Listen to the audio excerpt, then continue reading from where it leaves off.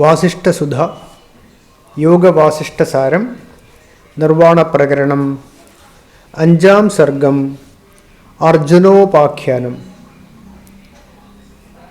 Audio book തുടരുന്നു. രാമൻ പറഞ്ഞു, ഭഗവൻ അറിയേണ്ടതൊക്കെ അറിഞ്ഞു. അനശ്വര സത്യം ബുദ്ധിക്ക് തെളിയുകയും ചെയ്തു. എങ്കിലും ബോധദാർഢ്യത്തിനായി ഞാൻ കളിയായി അങ്ങയോട് ചോദിക്കുന്നു. അനന്തകോടി ജഗദൃശ്യങ്ങളെ പ്രതിബിംബിച്ചു കാട്ടുന്ന കണ്ണാടിയാണല്ലോ പുരി അഷ്ടകം. അതിൻ്റെ രൂപം ഒന്നുകൂടി വിവരിച്ച് കേൾക്കാൻ ആഗ്രഹം. വസിഷ്ഠൻ പറഞ്ഞു, അനാദിയും അനന്തവും ആമയരഹിതവുമായ ബ്രഹ്മമാണ് ജഗത്തിൻ്റെ ആദി ബീജം. ആ ബ്രഹ്മം തന്നെ സൃഷ്ടിയുന്മുഖമാകുന്നതോടെ ജീവൻ എന്നറിയപ്പെടുന്നു. പുരുഷൻ എന്നറിയപ്പെടുന്നതും ശുദ്ധബോധമാത്ര സ്വരൂപവും സൃഷ്ടിയുടെ നിഴൽ പോലുമില്ലാത്തതുമായ സത്യം സൃഷ്ടിക്ക് ആരംഭമിടുന്നതോടെ ജീവരൂപം കൈക്കൊള്ളുന്നു. ആ ജീവൻ തന്നെയാണ് ഈ ശരീരത്തിൽ ഇരുന്നു കൊണ്ട് സ്പന്ദിച്ച് പെരുകുന്നത്. അഹം ഭാവന ചെയ്ത് അഹങ്കാരമാകുന്നു. സങ്കല്പരൂപം ഭാവന ചെയ്ത് മനസ്സാകുന്നു. നിശ്ചയരൂപം ഭാവന ചെയ്ത് ബുദ്ധിയാകുന്നു. ഉപകരണങ്ങളെ ഭാവന ചെയ്ത് ഇന്ദ്രിയങ്ങളാകുന്നു. ദേഹഭാവന കൊണ്ട് ദേഹം, ഘടഭാവന കൊണ്ട് ഘടം. ഇങ്ങനെ ഭാവനാവലയിതമാകുന്ന ആത്മാവ് തന്നെയാണ് പുരി അഷ്ടകം എന്നറിയപ്പെടുന്നത്. ഭാവനാമയമായ ജീവൻ്റെ സൂക്ഷ്മദേഹം തന്നെയാണ് പുരി അഷ്ടകം. ജീവനില്ലാതെ സൂക്ഷ്മശരീരമില്ല, സൂക്ഷ്മശരീരമില്ലാതെ ജീവനുമില്ല. അതുകൊണ്ടാണ് ജീവനെ തന്നെ പുരി അഷ്ടകമായി വിവരിച്ചിരിക്കുന്നത്. അറിയുന്നവനാണ്, കർത്താവാണ്, ഭോക്താവാണ്, സാക്ഷിയാണ് എന്നിങ്ങനെ പല ഭാവങ്ങൾ കൈക്കൊള്ളുന്ന ജീവബോധം തന്നെയാണ് പുരി അഷ്ടകം എന്നറിയപ്പെടുന്നത്. പുരി അഷ്ടകം നിമിത്തമാണ് ജനങ്ങൾ ഒരു സ്വപ്നത്തിൽ നിന്നും മറ്റൊരു സ്വപ്നത്തിലേക്ക് കടക്കുന്നത് പോലെ അസത്യരൂപമായ ഈ ജഗത്തിനെ കണ്ടു കഴിഞ്ഞുകൂടാൻ ഇടവരുന്നത്. ഇനിമേൽ കൃഷ്ണരൂപിയായ സാക്ഷാത് വിഷ്ണു തന്നെ പാണ്ഡുപുത്രനായ അർജുനന് മംഗളപ്രദമായ അനാസക്തി യോഗം ഉപദേശിക്കുന്നുമുണ്ട്. അർജുനൻ അത് അംഗീകരിച്ച് സുഖമായി ജീവൻ മുക്തി നേടി ജീവിക്കാനും ഇടയാകുന്നു. രാമ, നീയും അതുപോലെ തികഞ്ഞ നിസ്സംഗഭാവം ഉൾക്കൊണ്ട് സുഖമായി ജീവിക്കൂ. രാമൻ ചോദിച്ചു, ബ്രഹ്മൻ പാണ്ഡുപുത്രനായ അർജുനൻ എപ്പോഴാണ് ജനിക്കുക?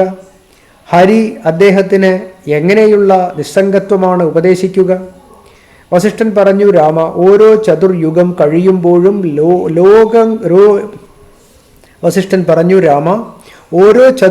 കഴിയുമ്പോഴും ലോകരുടെ മുഴുവൻ ജീവൻ അപഹരിച്ചത് കൊണ്ട് പാപം വന്നു ചേരുന്നു എന്ന് ശങ്കിച്ച് ഭഗവാൻ യമൻ തപസ്സിലേർപ്പെടാറുണ്ട്. ഓരോ ചതുർയുഗം കഴിയുമ്പോഴും ലോകരുടെ മുഴുവൻ ജീവൻ അപഹരിച്ചതുകൊണ്ട് പാപം വന്നു ചേരുന്നു എന്ന് ശങ്കിച്ച് ഭഗവാൻ യമൻ തപസ്സിലേർപ്പെടാറുണ്ട്. ചിലപ്പോൾ 8 വർഷം, ചിലപ്പോൾ 10 വർഷം, 12 വർഷം, ചിലപ്പോൾ 5ഉം 7ഉം വർഷം എന്നിങ്ങനെ അദ്ദേഹത്തിൻ്റെ തപസ് നീണ്ടുപോകും. തപസ് അനുഷ്ഠിക്കുന്ന കാലമത്രയും യമൻ ഉദാസീനനായി വർത്തിക്കുന്നത് കൊണ്ട് മൃത്യു ജീവജാലങ്ങളെയൊന്നും പിടികൂടുന്നതേയില്ല. അക്കാലത്ത് ഭൂമണ്ഡലം ജീവജാലങ്ങളെ കൊണ്ട് തിങ്ങി നിറയും. നിന്ന് തിരിയാൻ ഇടമില്ലാതാകും. മഴക്കാലത്ത് മദമിളകുന്ന ആനയിൽ മദജലം നിമിത്തം കൊതുകുകൾ വന്നു പറ്റുന്നത് പോലെയാണ് ജീവികളുടെ പെരുപ്പം അക്കാലത്ത് അനുഭവപ്പെടുന്നത്. അക്കാലത്ത് ദേവന്മാർ മറ്റു പല വിചിത്രങ്ങളായ ഉപായങ്ങളും ഉപയോഗിച്ചാണ് ഭൂഭാരം തീർക്കാനായി ജീവജാലങ്ങളെ നശിപ്പിക്കുന്നത്. ഇങ്ങനെ ദേവന്മാരുടെ ഉപായങ്ങൾ കൊണ്ട് ഭൂഭാരം ക്ഷയിച്ച് അനേകായിരം ചതുർയുഗങ്ങൾ കടന്നുപോയിട്ടുണ്ട്. അനേക ലോകങ്ങളും അനന്ത ജീവജാലങ്ങളും ക്ഷയിക്കപ്പെട്ടിട്ടുണ്ട്. ഇങ്ങനെ ഇരിക്കെ ഇനി പിതൃനായകനായ വൈവസ്വത യമൻ്റെ കാലം വന്നു ചേരും. ജീവജാലങ്ങളെ പിടികൂടിയതിൻ്റെ പാപശങ്ക അദ്ദേഹത്തെയും ഗ്രസിക്കും. പാപം ക്ഷയിപ്പിക്കാനായി ജന്തുഹത്യാകർമ്മമൊക്കെ മാറ്റി നിർത്തി 12 വർഷം കഠിനമായ വ്രതചര്യയിൽ ഏർപ്പെടാൻ അദ്ദേഹം തീരുമാനിക്കും. മരണമില്ലാത്ത മനുഷ്യരെയും മറ്റു ജീവജാലങ്ങളെയും കൊണ്ട് ഭൂമണ്ഡലം ഇടതിങ്ങി നിറയും. ഇടതിങ്ങിയ ചെടികളെ കൊണ്ടെന്ന പോലെ ജീവജാലങ്ങളെ കൊണ്ട് ഭൂമിദേവി ഭാരവതിയായിത്തീരും. ഭാരം സഹിക്കവയ്യാതെ ദേവി വിഷ്ണുവിനെ ശരണം പ്രാപിക്കും. തുടർന്ന് ഭഗവാൻ ഒരേ സമയത്ത് 2 ശരീരങ്ങൾ അംഗീകരിച്ച് അവതരിക്കും. വാസുദേവപുത്രനായി വസുദേവൻ എന്ന പേരിൽ ഒന്ന്, പാണ്ഡുനന്ദനായി അർജുനൻ എന്ന പേരിൽ മറ്റൊന്ന്. ധൃതരാഷ്ട്രപുത്രന്മാരായ കൗരവന്മാരുമായി അതിദാരുണമായ യുദ്ധമുണ്ടാകും. തൻ്റെ ബന്ധുക്കളെ മുഴുവൻ യുദ്ധത്തിൽ കൊല്ലേണ്ട ചുറ്റുപാട് അർജുനന് വന്നുചേരും. യുദ്ധരംഗത്ത് ആ ബന്ധുക്കളെ മുൻപിൽ കണ്ട് അർജുനൻ വിഷാദമഗ്നനായി ഭവിക്കും. യുദ്ധത്തിൽ നിന്നും പിന്മാറാൻ ഒരുമ്പെടും. കാര്യസിദ്ധിക്കായി അർജുനനാമത്തിലുള്ള അദ്ദേഹത്തിന് ജ്ഞാനസിദ്ധി കൈവന്നിട്ടുള്ള കൃഷ്ണദേഹം തത്വോപദേശം ചെയ്യും. പലവിധ യുക്തികളും പറഞ്ഞ് ബോധ്യപ്പെടുത്തും. ഹേ രാജസിംഹ, അനന്തവും അനാദിമധ്യവും ഇന്ദ്രിയങ്ങൾക്ക് അവിഷയവുമായ ആത്മാവിനെ ജഡദേഹങ്ങളിൽ നിന്നും വേർതിരിച്ചു കാണൂ. എങ്ങും നിറഞ്ഞു നിൽക്കുന്ന ശുദ്ധബോധസ്വരൂപനും കളങ്കമറ്റവനും ജനിക്കാത്തവനും നിത്യനും ഒരു ദുഃഖവുമില്ലാത്തവനുമാണ് നീ എന്നറിയൂ. ഈ ആത്മാവ് ഒരിക്കലും ജനിക്കുകയോ മരിക്കുകയോ ചെയ്യുന്നില്ല. ആത്മാവ് ഇതിനു മുമ്പ് ജനിച്ചിട്ടില്ല, ഇനി ജനിക്കുകയുമില്ല. ജനിക്കാത്തവനാണ്, നിത്യനാണ്, എന്നുമുള്ളവനാണ്, പണ്ടേയുള്ളവനാണ്. ശരീരം ഹനിക്കപ്പെടുമ്പോഴും ആത്മാവ് ഹനിക്കപ്പെടുന്നില്ല. 286 യോഗസ്ഥഃ കുരു കർമാണി സംഗം ത്യക്ത്വാ ധനഞ്ജയ ബ്രഹ്മാർപ്പിത സമാചാരോ ബ്രഹ്മൈവ ഭവശിക്ഷണാത്. ധനഞ്ജയ, അല്ലയോ അർജുന, സംഗം ത്യക്ത്വാ, ഞാൻ എൻ്റേത് എന്ന ഭാവം ഉപേക്ഷിച്ച്, യോഗസ്ഥ, മനസ്സിൻ്റെ സമനില അഭ്യസിച്ചുകൊണ്ട്, കർമാണി കുരു, ചെയ്യേണ്ട കാര്യങ്ങൾ ചെയ്യൂ. ബ്രഹ്മാർപ്പിത സമാചാര, സർവം ബ്രഹ്മമയം എന്നുറപ്പിച്ചുകൊണ്ട് കർമ്മത്തിലേർപ്പെടുന്ന നീ ക്ഷണാത് ബ്രഹ്മയേവ ഭവസി, ക്ഷണം കൊണ്ട് ബ്രഹ്മം തന്നെയായി ഭവിക്കുന്നു. അല്ലയോ അർജുന, ഞാൻ എൻ്റേത് എന്ന ഭാവം ഉപേക്ഷിച്ച് മനസ്സിൻ്റെ സമനില അഭ്യസിച്ചുകൊണ്ട് ചെയ്യേണ്ട കാര്യങ്ങൾ ചെയ്യൂ. സർവം ബ്രഹ്മമയം എന്നുറപ്പിച്ചുകൊണ്ട് കർമ്മത്തിലേർപ്പെടുന്ന നീ ക്ഷണം കൊണ്ട് ബ്രഹ്മം തന്നെയായി ഭവിക്കുന്നു. യോഗസ്ഥ കുരു കർമാണി, യോഗമഭ്യസിച്ചുകൊണ്ട് കർമ്മം ചെയ്യണം. എന്താണ് യോഗം? മനസ്സിൻ്റെ സമനിലയാണ് യോഗം. മനസ്സിൻ്റെ സമനിലയാണ് യോഗം. സുഖത്തിലും ദുഃഖത്തിലും, ലാഭത്തിലും നഷ്ടത്തിലും, ജയത്തിലും പരാജയത്തിലും, മാനത്തിലും അപമാനത്തിലുമൊക്കെ മനസ്സിനെ അക്ഷോഭ്യമാക്കി നിർത്തുന്നതാണ് സമനില. ഈ സമനില തന്നെയാണ് ബ്രഹ്മാർപ്പിതത്വം. കൃഷ്ണൻ ഗീതയിൽ പ്രഖ്യാപിക്കുന്നത് സമനില പ്രാപിച്ച ചിത്തം തന്നെയാണ് ബ്രഹ്മം എന്നത്രേ. സമനില പ്രാപിച്ച മനസ്സ് സൃഷ്ടിയെ ജയിക്കുന്നു. അതായത് സൃഷ്ടി സ്ഥിതി സംഹാരങ്ങളിലൊക്കെ അക്ഷോഭ്യമായി തന്നെ വർത്തിക്കുന്നു. ഒരേ വസ്തുവിൽ രൂപങ്ങൾ ആവിർഭവിക്കുമ്പോൾ വിവിധ വസ്തുക്കൾ ഉണ്ടാകുന്നു എന്ന് ഭ്രമിക്കുകയും രൂപങ്ങൾ കാണപ്പെടുന്നിടത്തോളം വിവിധ വസ്തുക്കൾ നിലനിൽക്കുന്നു എന്ന് ഭ്രമിക്കുകയും രൂപങ്ങൾ മറയുന്നതോടെ വിവിധ വസ്തുക്കൾ നശിച്ചു എന്ന് ഭ്രമിക്കുകയും ചെയ്യുന്നതാണ് യഥാക്രമം സൃഷ്ടി സ്ഥിതി സംഹാരങ്ങൾ. ഒരിക്കൽ കൂടി വായിക്കാം.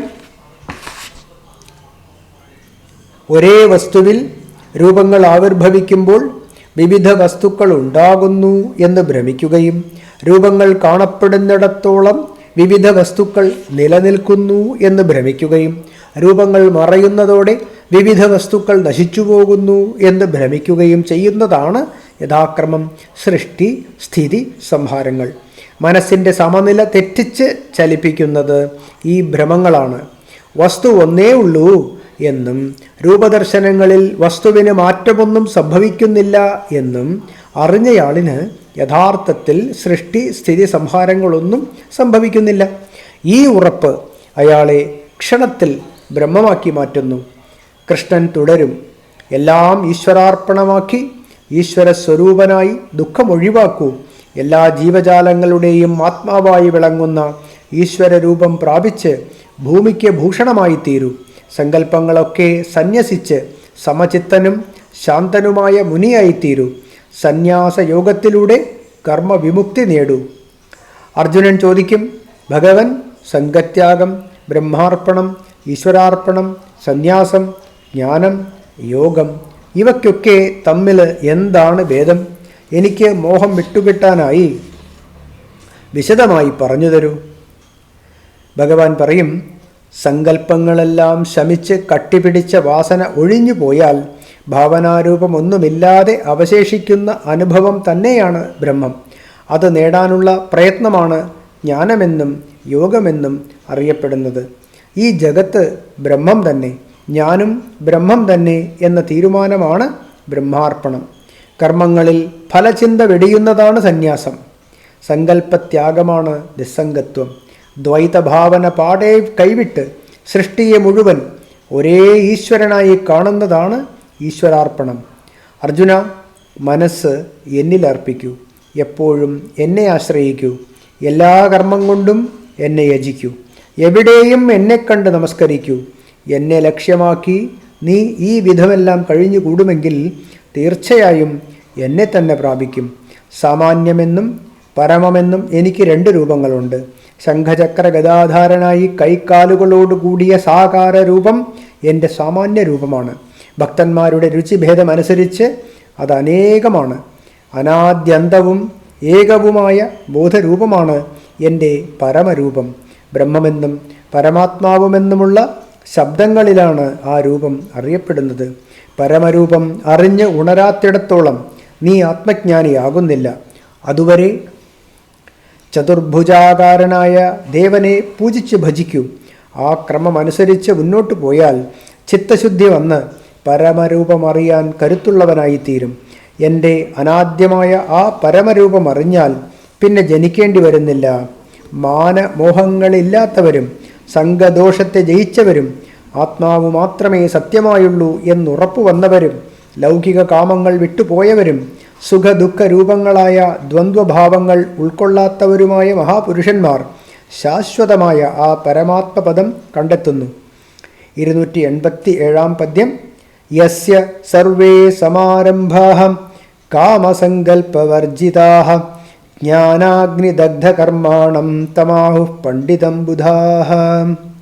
യസ്യ സമാരംഭാ സർവേ, ആരുടെ കർമ്മങ്ങളാണോ എല്ലാം കാമസങ്കൽപ്പവർജിതാഃ, ഫലകാമസങ്കൽപ്പങ്ങളിൽ നിന്നും വിട്ടുനിൽക്കുന്നത്, ജ്ഞാനാഗ്നിദഗ്ധകർമാണം തം, സർവം ബ്രഹ്മമയമെന്ന ജ്ഞാനാഗ്നിയിൽ കർമ്മങ്ങളെ എരിച്ച് ചാമ്പലാക്കിയ അദ്ദേഹത്തെ ബുധാഹ പണ്ഡിതം ആഹുഹു, അറിയപ്പെടുന്നവർ പണ്ഡിതനായി കണക്കാക്കുന്നു.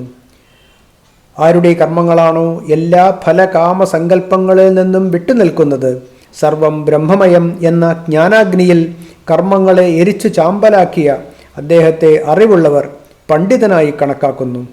ജ്ഞാനാഗ്നി ദഗ്ധകർമാണം.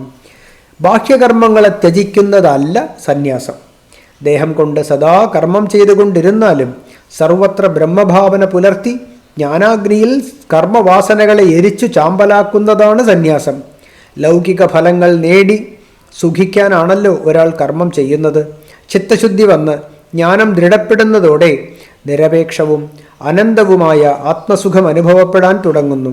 ദേഹം നഷ്ടമായാൽ പോലും തനിക്ക് ഈ സുഖം നഷ്ടമാകുകയില്ലെന്നും തെളിയുന്നു. ഈ ആത്മാനുഭവമുള്ള ജ്ഞാനി പിന്നെ എന്തിന് ലൗകിക കാമങ്ങൾ കൊതിക്കണം? ചിലപ്പോൾ ദേഹമുള്ളിടത്തോളം അദ്ദേഹം ലോകസംഗ്രഹത്തിനായി കർമ്മം ചെയ്തു എന്ന് വരാം. എന്നാൽ കർമ്മവാസന ജ്ഞാനാഗ്നിയിൽ എരിഞ്ഞ് ചാമ്പലായതുകൊണ്ട് കർമ്മമൊന്നും അദ്ദേഹത്തിന് ബന്ധകാരണമാകുന്നില്ല. ഇങ്ങനെയുള്ള മഹാത്മാവിനെയാണ് അറിവുള്ളവർ പണ്ഡിതൻ എന്ന് പറയുന്നത്. പണ്ഡ എന്ന പദത്തിന് ബ്രഹ്മജ്ഞാനം എന്നാണ് അർത്ഥം. പണ്ടയുള്ളവൻ പണ്ഡിതൻ. കൃഷ്ണൻ തുടരും. രണ്ടെന്ന ഭാവമില്ലാതെ സർവത്ര നിത്യസത്യത്തെ ദർശിച്ചുകൊണ്ട് ദേഹമുൾപ്പെടെ ഒന്നും നഷ്ടപ്പെടരുത് എന്നാഗ്രഹിക്കാതെ അന്നന്നു വന്നു ചേരുന്ന കർമ്മങ്ങൾ അനുഷ്ഠിച്ച് അർജുന ഭൂമിക്ക് ഭൂഷണമായി തീരൂ. വിന്ധ്യപർവ്വതം വെടിച്ചു കീറട്ടെ, പ്രളയക്കൊടുങ്കാറ്റ് ആഞ്ഞടിക്കട്ടെ, ഗുരുവിനെയും ശാസ്ത്രത്തെയും അനുസരിക്കുന്ന സത്യാന്വേഷി ആത്മാന്വേഷണം പരിത്യജിക്കാൻ പാടില്ല. വിന്ധ്യപർവ്വതം വെടിച്ചു കീറട്ടെ, പ്രളയക്കൊടുങ്കാറ്റ് ആഞ്ഞടിക്കട്ടെ, ഗുരുവിനെയും ശാസ്ത്രത്തെയും അനുസരിക്കുന്ന സത്യാന്വേഷി ആത്മാന്വേഷണം ഒരിക്കലും പരിത്യജിക്കാൻ പാടില്ല. അർജുന, അജ്ഞാനം കൊണ്ട് മാത്രമാണ് കർമ്മവാസന ഉദയം ചെയ്യുന്നത്. ആത്മജ്ഞാനം ഉദയം ചെയ്യുന്നതോടുകൂടി കർമ്മവാസന പൂർണ്ണമായും വിലയം പ്രാപിക്കുന്നു. ഭഗവാൻ ഇങ്ങനെ പറഞ്ഞവസാനിപ്പിച്ച് ക്ഷണനേരം മൗനം അവലംബിച്ചു.